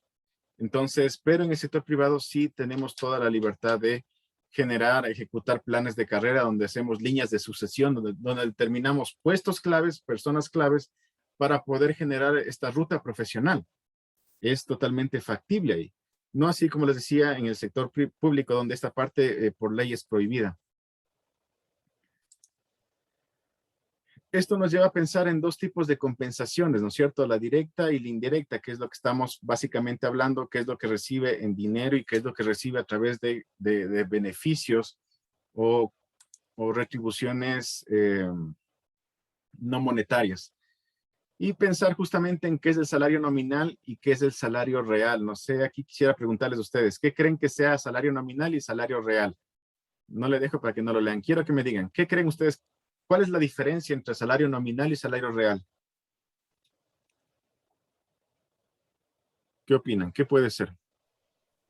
El salario nominal creo que es el valor que se llega a un acuerdo y el salario real vendría a ser el que tiene los descuentos y tendría o sea, todas las acreditaciones y todos los descuentos. La primera parte está perfecta, la segunda faltó algo adicional. ¿Qué más? ¿Qué opinan las compañeras? Magíster, yo creo que el salario real es lo que el neto que cogemos. Y el salario nominal sería el aumento de horas de extras, bonos. No sé si estoy correcto. Ya, ok. Ok, Denise, para que me dé leyendo en un ratito más, le voy a dejar ya pendiente y solo quiero explicar. ¿Qué pasaría si yo firmo un contrato como asistente de talento humano en el 2004, estoy hablando de hace casi 17 años, en el que me pagaban con el básico que estaba en ese tiempo, que creo que era de $160? Si a día de hoy, 2001, yo seguiría ganando ese mismo valor de básico, ¿qué pasaría?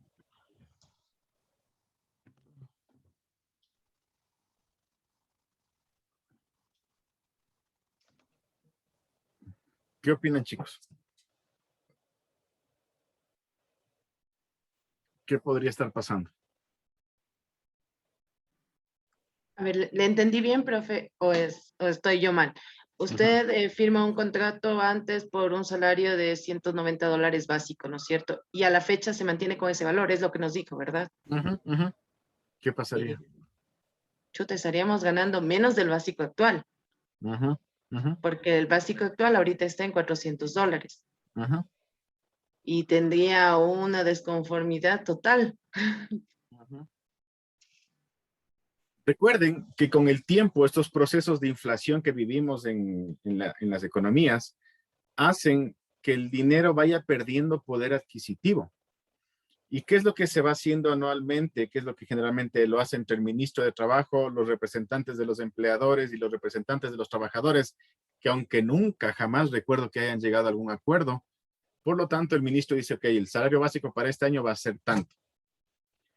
¿Y por qué se hace eso? Simplemente es por intentar hacer, o mejor dicho, evitar la pérdida de poder adquisitivo del salario que estamos nosotros ganando. Y es por eso que se tienen que hacer ajustes periódicos a la remuneración para que no pierda el poder adquisitivo que se tenía en un principio. Esto quiere decir que posiblemente, si en el 2004 yo ganaba 160 de básico, hoy por hoy debería estar ganando $400, que sería el mismo equivalente de en aquel entonces ganar eso.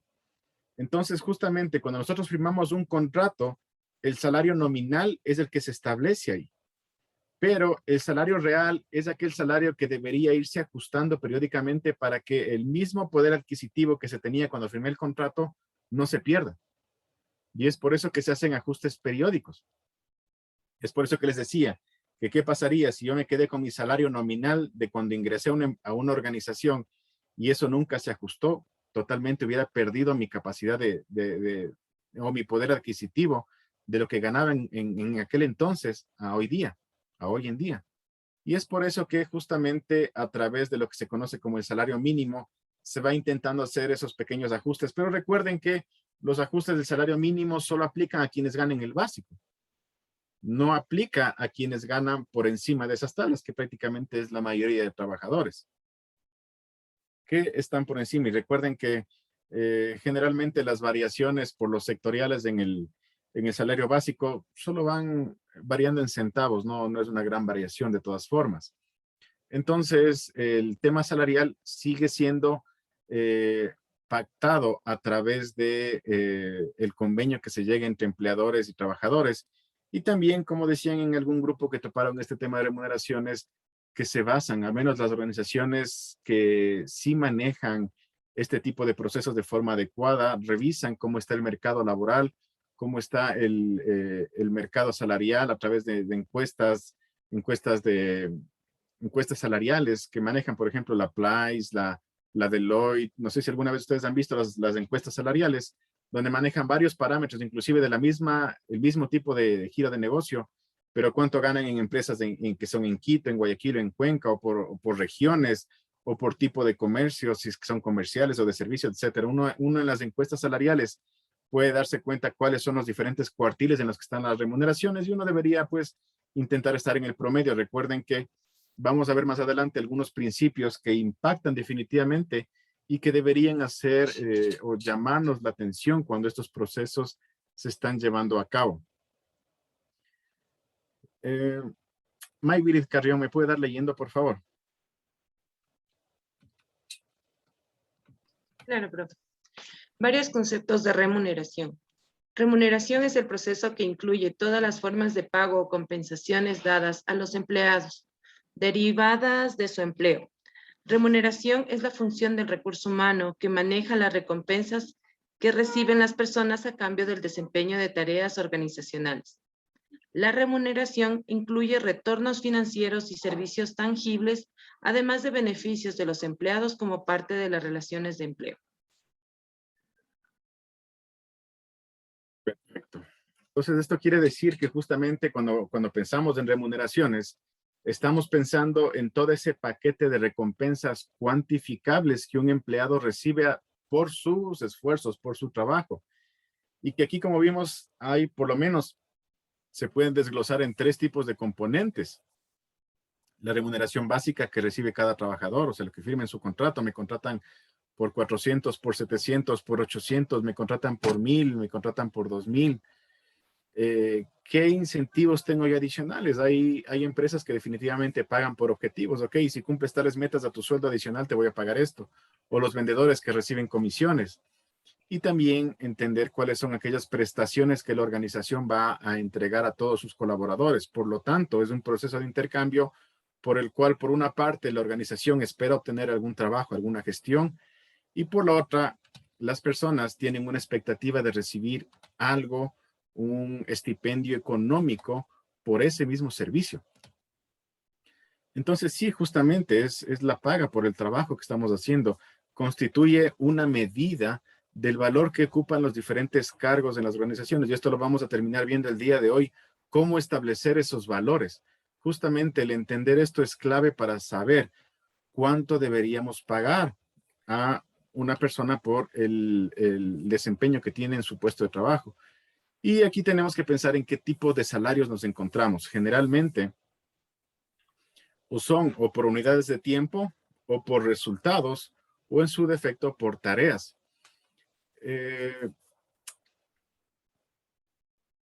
¿Cuáles creen que sean ustedes los salarios por unidades de tiempo?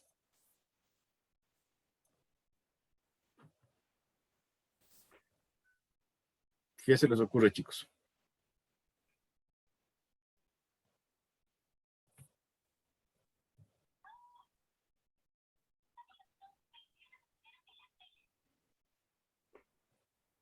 O sea, de hecho, la definición está en pantalla, así que pueden opinar.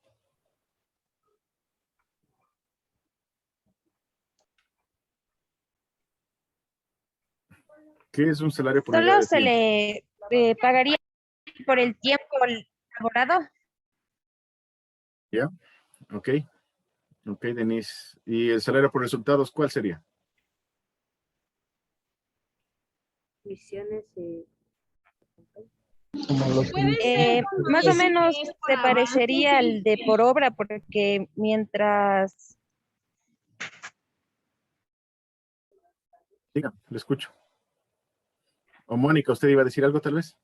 Decía, bueno, por resultados dice por comisiones, o sea, lo que recibe aparte de su salario básico, alguna comisión por lograr algún objetivo. Aunque yo sé que ustedes no son expertos en derecho laboral, pero ¿alguna vez escucharon lo que era un contrato de estajo, por ejemplo? ¿Saben lo que es el contrato de estajo? ¿Escucharon alguna vez eso?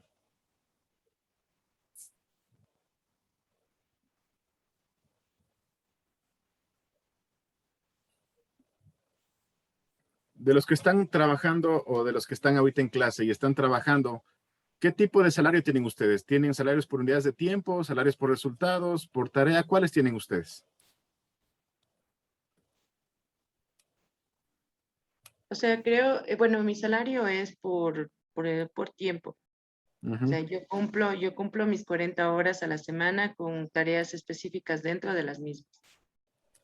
Pero el que usted mencionó, alguna vez lo vi, lo leí, pero no recuerdo cómo era, pero me parece que es el de la obra. Ya, el de obra es muy temporal, el contrato de obra.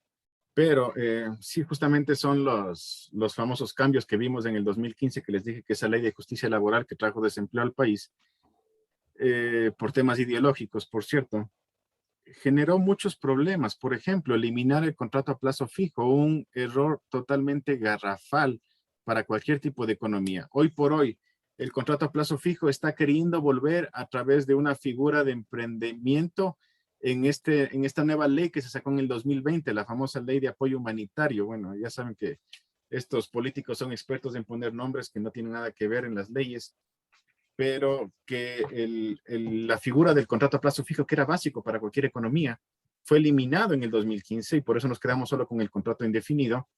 Pero el tipo de contrato a destajo es aquel contrato que se hacía por piezas de producción o por unidades de producción.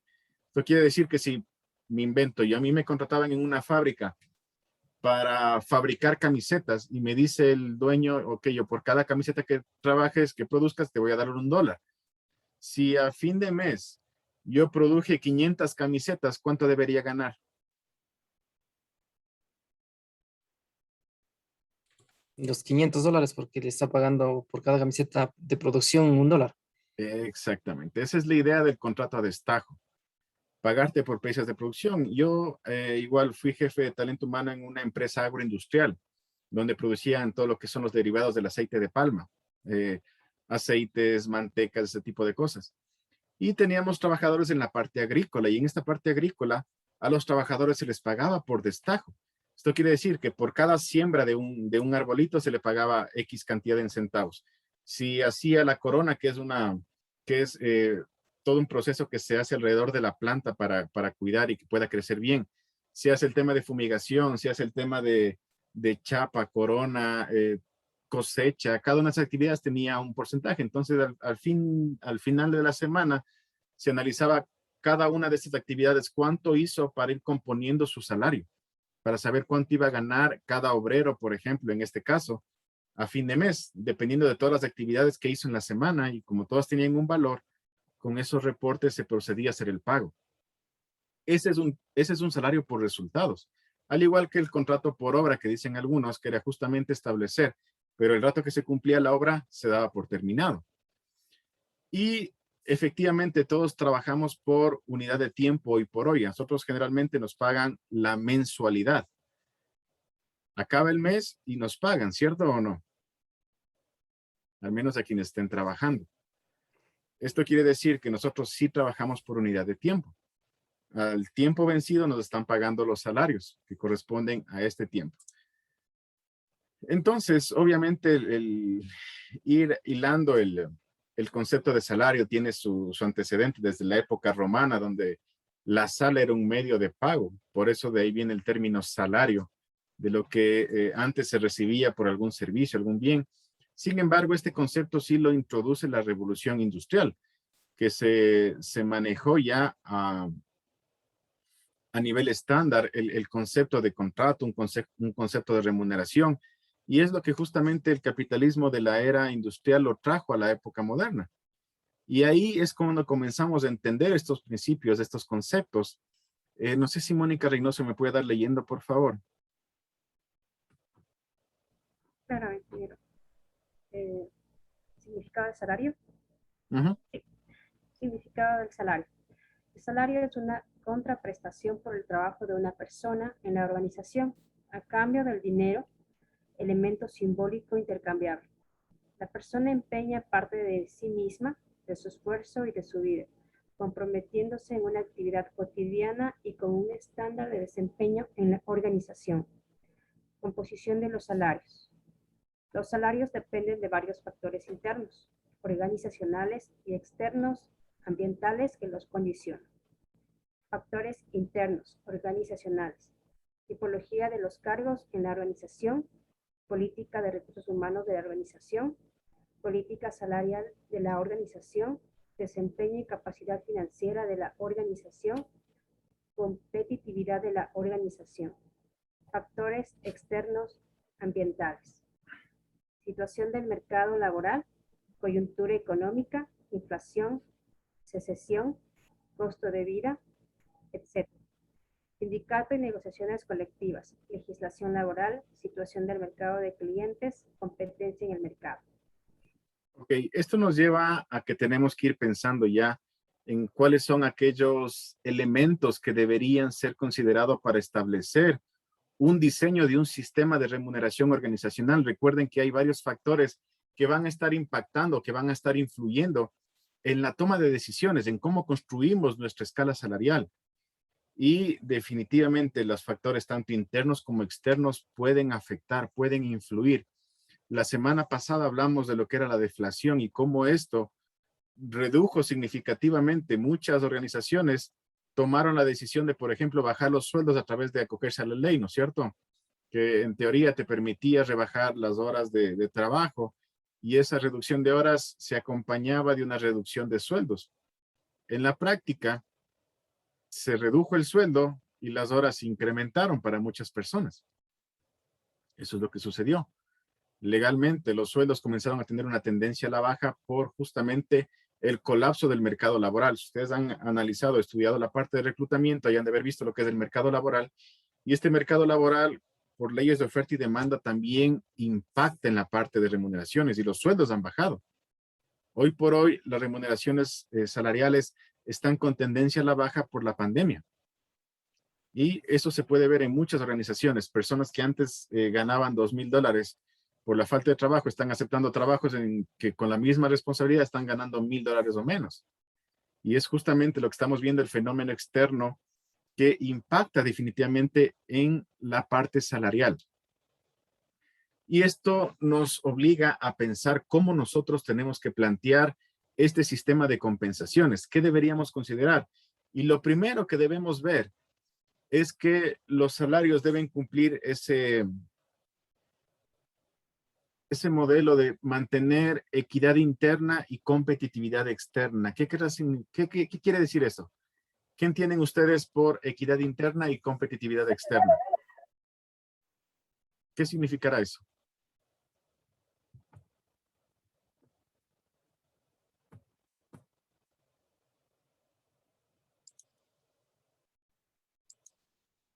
¿Qué significará? ¿Será que al decir equidad interna, quiere decir que no estemos a la par de la globalización y que un sueldo no esté, un sueldo esté acorde a la canasta básica e internamente tiene que estar competitivo porque solo así van a tener unos empleados fieles con la empresa, o sea, no existiría fuga de personal dentro de la empresa, ¿no? Que algo tiene la idea, aunque un poquito al revés los términos, pero tiene algo de idea, está bien. Justamente, y les hago una pregunta. ¿Qué pasaría si ustedes tienen dos secretarias en una empresa? La una gana 600 y la otra gana $900, haciendo la misma función en la misma área. ¿Qué creen que va a pasar? Inge, con relación a la comparación que usted está realizando, es un claro ejemplo, por ejemplo, el sector público con el sector privado. De pronto, en el sector privado, la secretaria gana un sueldo básico, en cambio, en el sector privado, en el sector público, perdón, gana más. Y de pronto el sector público no hace las mismas actividades y en el sector privado tiene más actividades, pero gana menos. Entonces, yo creo que en esa comparación no hay una equidad. Ya, sino que justamente eso va a la parte de competitividad externa. Ahorita vamos a la primera parte, que es el equilibrio interno. Por eso estoy pensando solo ahorita dentro de una organización. Si tengo ese caso que tengo dos personas con el mismo cargo, la una gana 600 y la otra gana 900, haciendo lo mismo, ¿qué va a pasar? Hay disconformidad interna, no hay esa equidad. Yo Va a pienso, haber mucha licenciado, competencia. que primero causaría un mal ambiente laboral, porque correcto. va a haber la desigualdad y obviamente ahí entran en competencias entre las dos personas que ocupan el mismo puesto. Y no, o sea, va a haber siempre un conflicto y siempre va a haber esta competencia y que sienten que no tienen una equidad. Claro, y cuando llegue trabajo, la que gana 600, sí, denle a la que gana más, ¿no es cierto? Para que ella haga, vaya, le pagan más, ¿no es cierto? Así es. ¿Qué pasa si tengo una secretaria y un jefe que ganaran lo mismo los dos?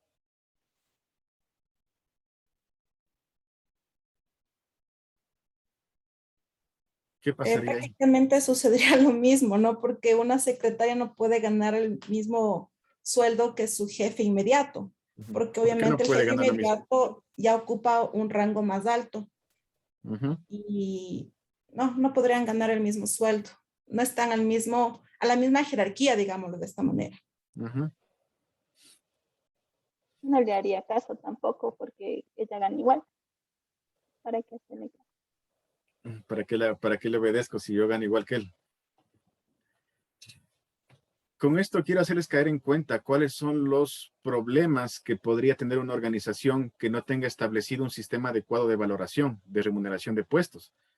Los problemas a la larga que pueden ir generando una pelota de nieve que podría hacer que colapse una organización, justamente desde un tema tan sensible como son las remuneraciones. Y he visto un montón de casos donde definitivamente personas que ocupan el mismo puesto tienen diferentes remuneraciones.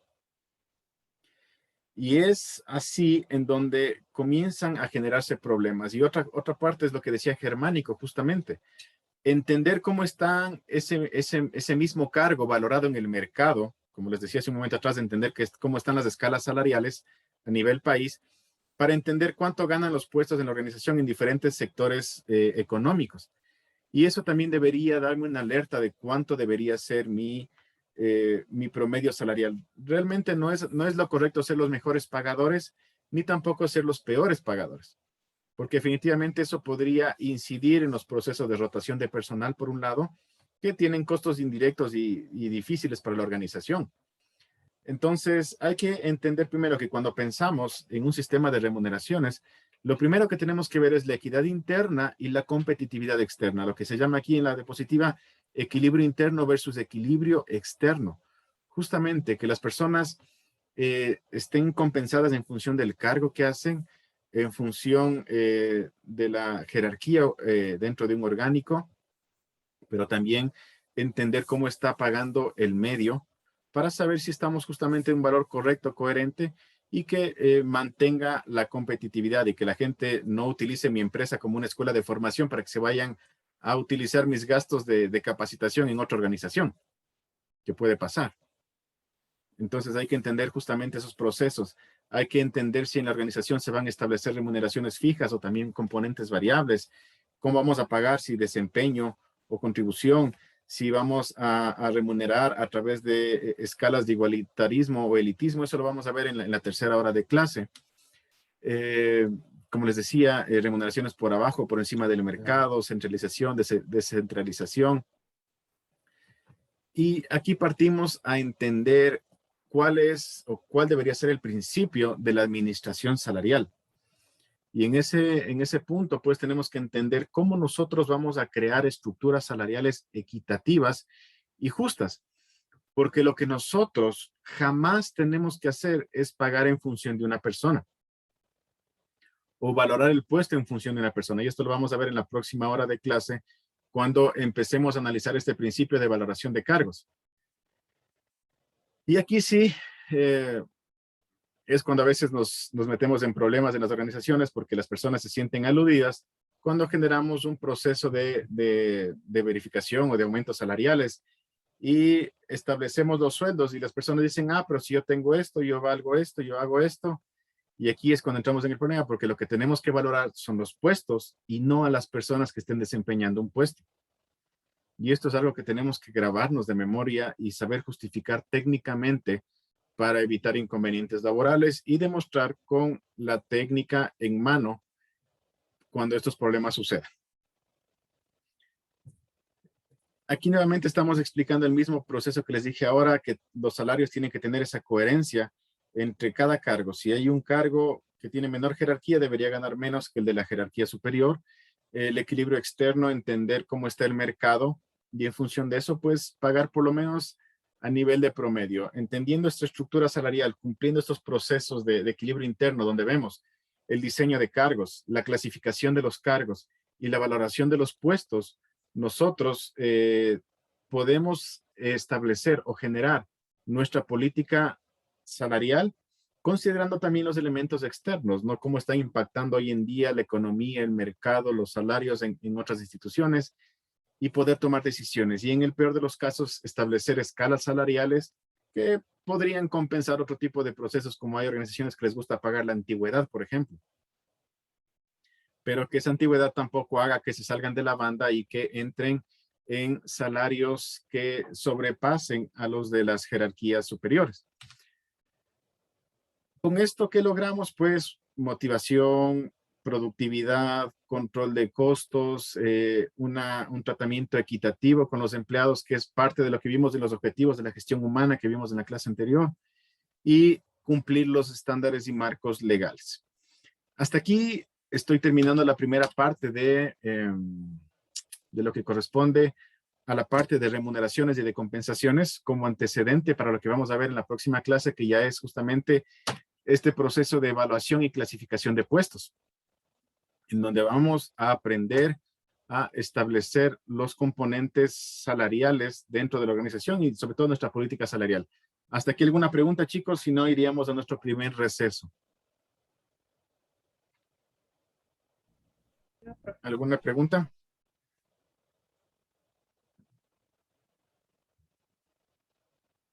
Está todo claro, no se entendió nada.